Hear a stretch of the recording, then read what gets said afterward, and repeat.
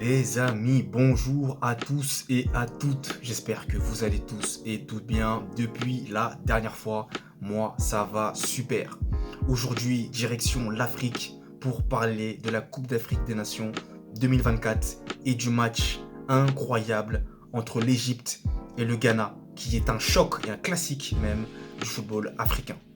On perd pas plus de temps et on y va les amis. Déjà, première chose, au total, 4 buts. En d'autres termes, 2 partout entre l'Égypte et le Ghana. C'est allé partout dans tous les sens, avec notamment le doublé du Ghanéen Kudus, je sais pas si ça se prononce comme ça, mais ce joueur-là a été incroyable, il a inscrit un doublé, mais derrière, il y a eu des erreurs, malheureusement, ghanéennes au niveau, on va pas dire défensif, mais des erreurs d'inattention de certains joueurs qui, malheureusement, ont permis à l'Égypte de revenir, malheureusement pour les Black Stars, bien entendu, de revenir dans la rencontre et d'arracher l'égalisation. Mais les amis, il y a un autre coup de tonnerre qui s'est en même temps déroulé à la fin de la première mi-temps, à savoir la blessure, il me semble, c'est à vérifier, mais la blessure de Mohamed Salah. Donc là les amis, l'un des meilleurs joueurs africains du monde ne sera donc probablement pas disponible pour le reste de la compétition. Après ça l'a confirmé, voilà, je ne m'avancerai pas plus, mais en tout cas il est sorti et visiblement ça a l'air d'être très très très sérieux.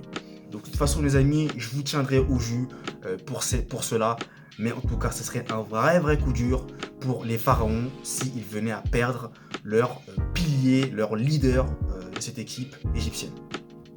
Mais même s'ils ont perdu leur leader, les Égyptiens ont su trouver les ressources nécessaires pour au final avoir le match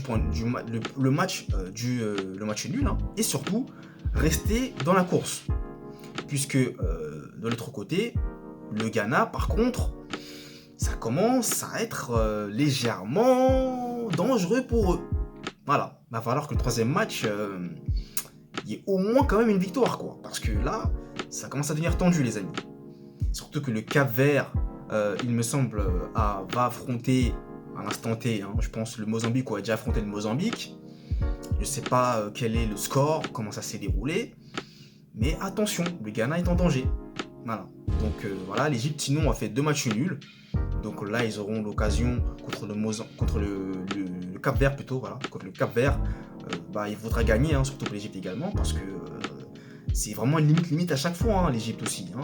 Même si on connaît bien cette équipe, c'est toujours compliqué dans les phases de groupe, mais dès qu'il y a les phases éliminatoires, c'est une autre équipe. Voilà. Ils l'ont bien prouvé à de multiples reprises, c'est pas pour rien que c'est l'équipe, la sélection nationale africaine qui est allée le plus de fois en finale de la CAN, qui l'ont remporté 7 fois. Pas pour rien les amis. Donc voilà pour cette petite information, petite bombe donc concernant Mohamed Salah. Ce qu'il faut retenir, c'est que il y a probablement une blessure assez lourde concernant l'international égyptien. Donc pour l'instant on ne sait pas si c'est grave, pour ma part je ne sais pas si c'est grave ou pas. Donc les amis, on verra tout ça dans les semaines, voire même les jours à venir. C'est la fin donc de cette vidéo et de ce débrief qui a notamment traité de l'Égypte versus le Ghana avec le score final de 2 partout. Donc si vous l'avez apprécié, le petit j'aime, ça me ferait extrêmement plaisir. Le j'aime pas si vous n'avez pas aimé. J'attends avec impatience vos commentaires et me dire ce que vous avez pensé de ce match entre l'Égypte et le Ghana. N'hésitez pas également à vous abonner à la chaîne YouTube. Merci à vous, ça fait plaisir.